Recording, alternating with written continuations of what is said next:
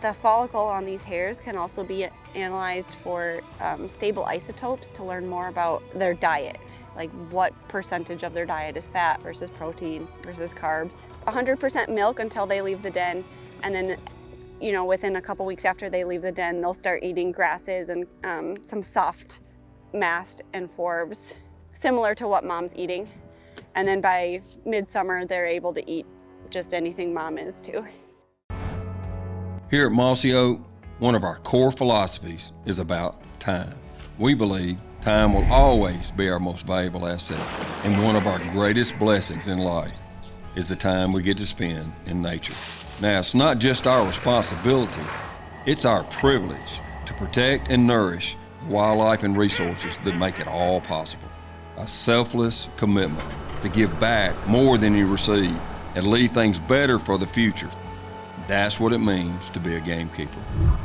Join us each week as we focus on the wildlife we all love and explore the practices and the people who are making a difference in our quest to become a better gamekeeper.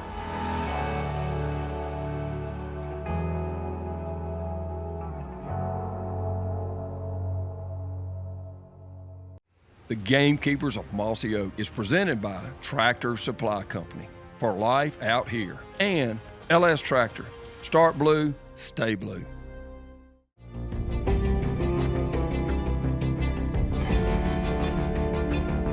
We're live in 3, 2, 1. All right, everybody, welcome to West Point, Mississippi. This one's going to be a lot of fun. It's going to be a little bit different.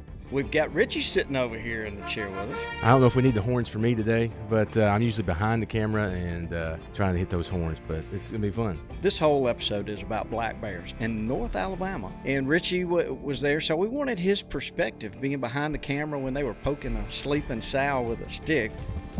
You're right in her zone.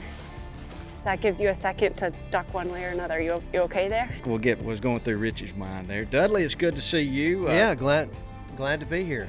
And on the guest couch, we have a young lady named Tracy Wood, who is from the Alabama Department of Conservation. She is a wildlife biologist. Tracy, welcome. Thank you very much.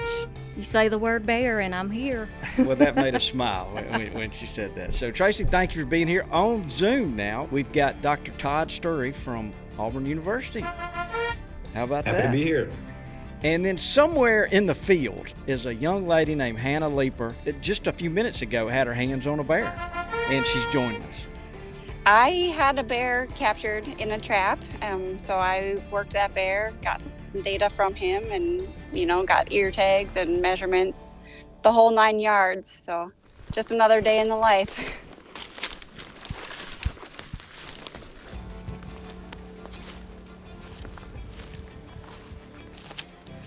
We're out here visiting bear dens. We're focusing on a couple different parts of these bear populations in Alabama. So this phase of the project is specifically looking at cub survival and how that might be connected to den habitat.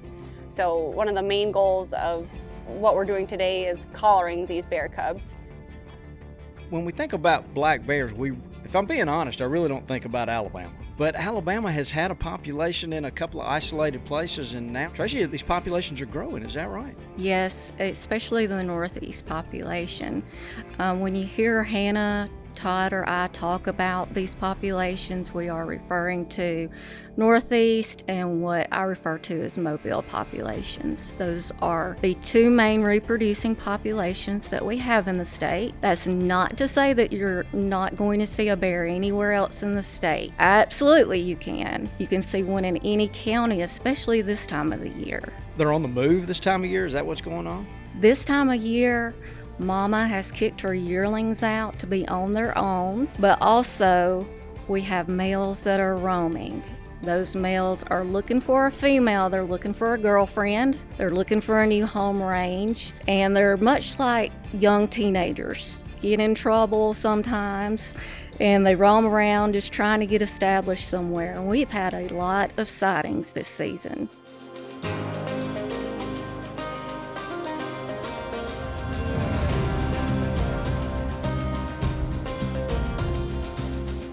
And this rock is really good. I'm hoping she's tucked in one of these rocks. That would be perfect.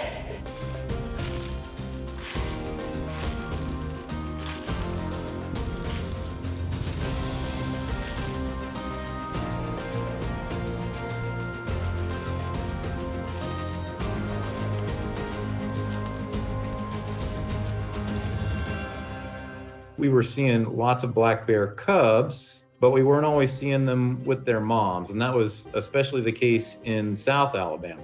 Because black bears are a species of conservation concern and we wanted to make sure the populations were growing well, we asked Tracy to continue funding our research so that we could look at the reproduction of these bears. Specifically, we wanted to know how many cubs the bears were having, what the survival rate of those cubs were, how many of them made it to adulthood, and for those that didn't make it to adulthood, what were they dying of? It looks like that could be a hole up there. I'm gonna try it.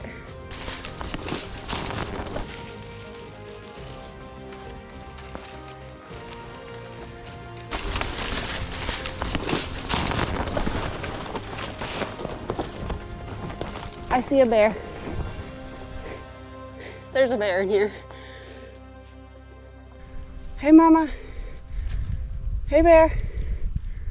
Hey, bear. Hey, be sure to stay connected with us on both Facebook and Instagram at Mossy Oak Gamekeepers.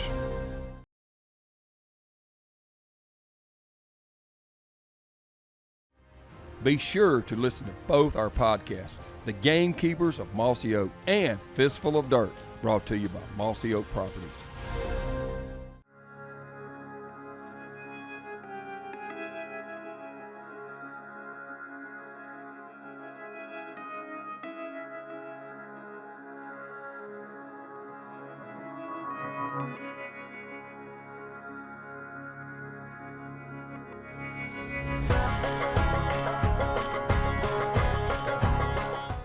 She ran, she's out the other side. She's out the other side. She's just standing on the edge over there. Okay, she's going down over there.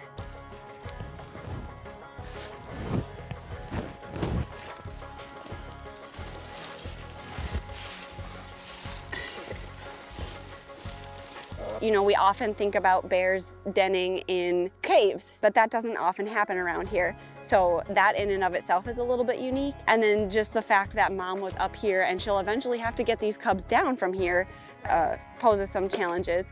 But overall, this is a good den. You know, up here we see quite a bit of brush pile dens, a couple of nests and excavated root balls. You know, any kind of rocky structure is much more temperature moderated, so it's not gonna have those extreme fluctuations. And then it provides a lot of protection. You know, these cubs aren't getting rained on. There's certainly not many predators up here, so this is a very safe, good den. Todd, why don't you tell us, what are some of the things that y'all learned in this? Most recent phase of the research where we're looking at black bear reproductive ecology, we've learned that the population up north their cubs have excellent survival. I think we've only lost 1 or maybe 2 cubs from that population, whereas the black bear population in South Alabama, that population is struggling. We lose about 50% of our cubs.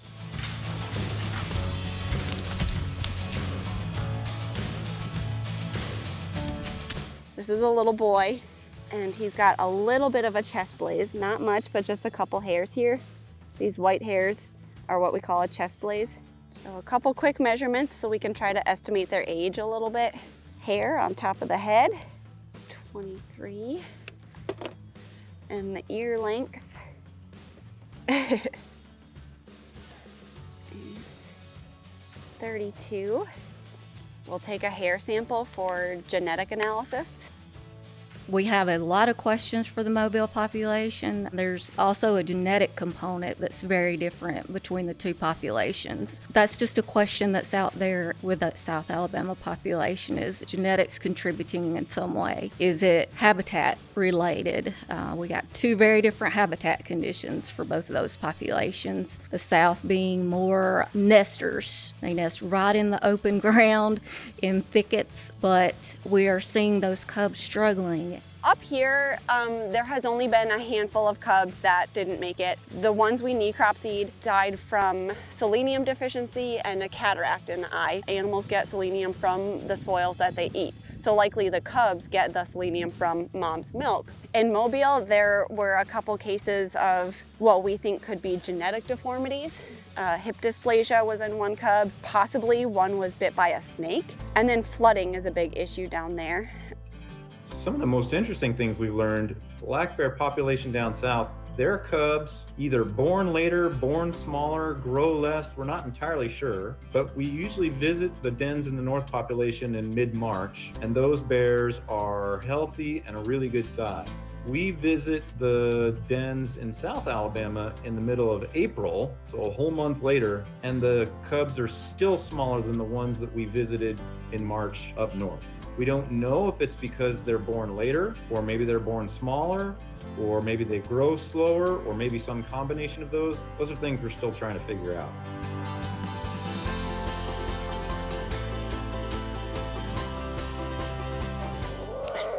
£5 pounds, 4 ounces. That's more like it. That's a pound makes a difference with these little things. Okay, and then he'll get his collar. This is an expanding VHF collar, so it will grow with him. Hopefully stay on for about 9 months or until they enter the den next fall.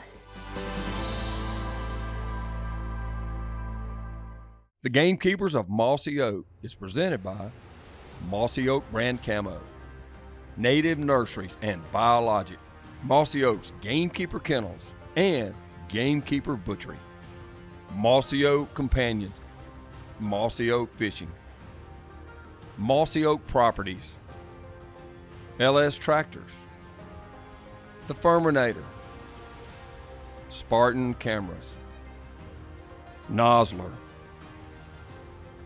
Loophole Optics, Moultrie Feeders, Duke Traps, Apex, Gamekeepers Magazine and Gamekeepers Fieldwear. Also Biologic BCP Deer Feed, available at Tractor Supply.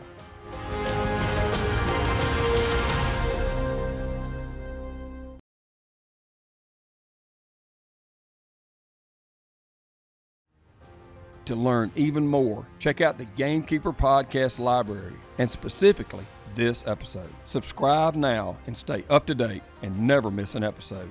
And hey, by purchasing a Mossy Oak Wild Turkey stamp, you can directly support wildlife research, show your dedication to conservation, and contribute to ongoing projects. Visit mossyoak.com to learn more.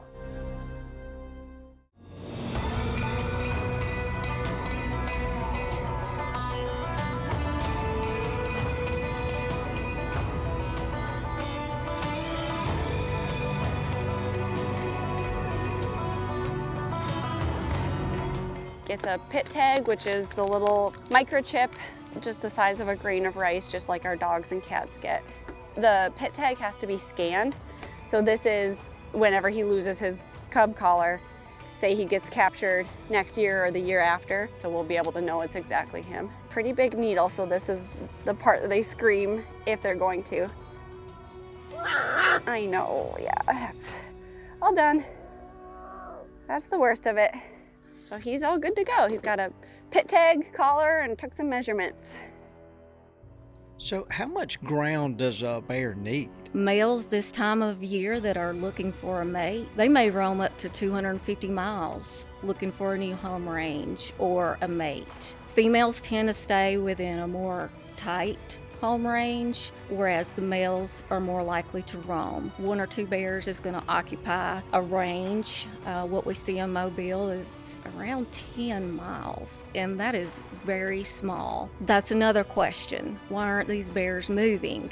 Food is abundant. However, denning habitat is not. So it's the females that seem like they stay put within the home range, and then 1 or 2 males occupy.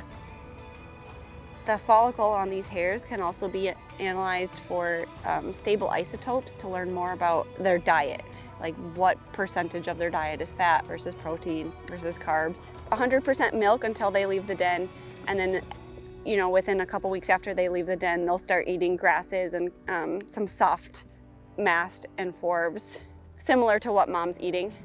And then by midsummer, they're able to eat just anything mom is too.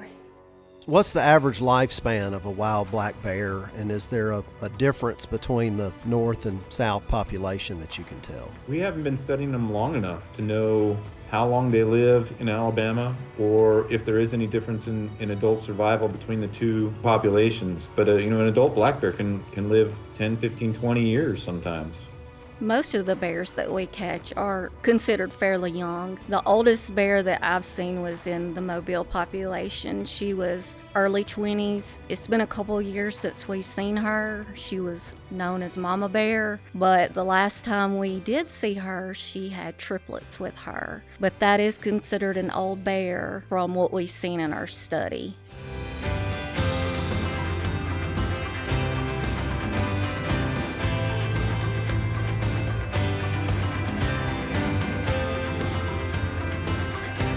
Most often what happens is a little bit of disturbance kind of scares mom away, so she'll just pick somewhere within 100 yards and come back. Usually they'll move a little bit, but this is such a good den. I'm hoping she just comes back and stays. And we do monitor that to make sure mom comes back. We have seen through this research projects, even through the trapping, we can trap the same bears multiple times. They will come back. We do try little intervention as possible, get in and out as quick as possible, keep those cubs' stress level down. So it's a really quick job and a lot of high fives at the end. I say that's a pretty cool den. Those cubs are in a safe spot. They'll start squawking here so mom comes back, grow up and move away. Spread the population.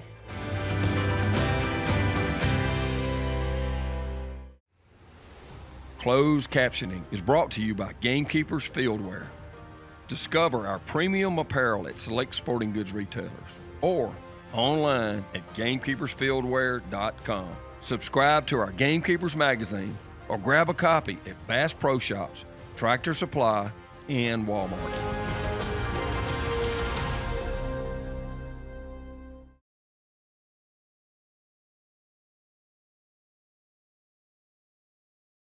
Hey, to find your favorite place, be sure to talk to the land experts at Mossy Oak Properties.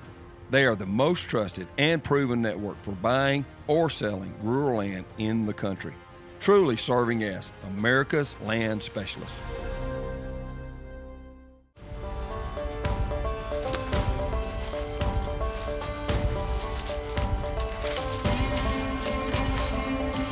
So to me, it looks like they've gained quite a bit of weight even since the couple days ago I saw them. So I'll just get a weight on each of them and be done. It's not a good den, but it's also not uncommon that they're here. So it kind of depends on the mom. This mom in particular likes these really open dens. I don't know why, but she seems to do okay with them. Her cubs in the past have had good survival. You saw her stand her ground. Good job, Mama. Will you let us see your babies? Will that be okay? I know you're nervous. We'll be quick.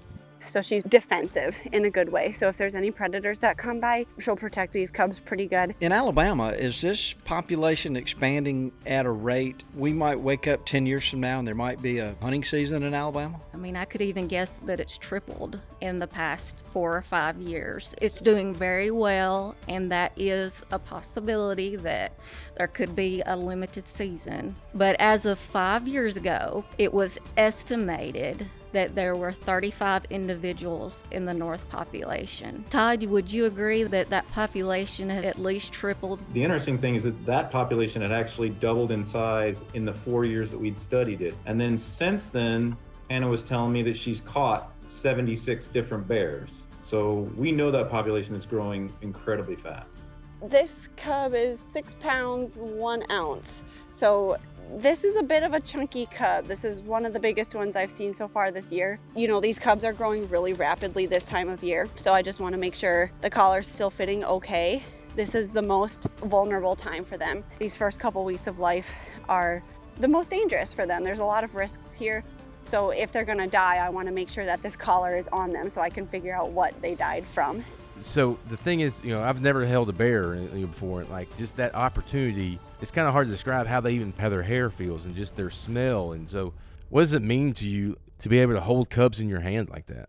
It's an experience that unlike I've ever had. And I think all biologists can say that they relate to one animal than the other. And for me and Hannah, it's definitely a bear. It's our spirit animal. We've been really fortunate that we've been doing it long enough. You're seeing the grandbabies. You're watching them, hoping they can make it on their own, and then they start a family of their own, and it's extremely rewarding and satisfying.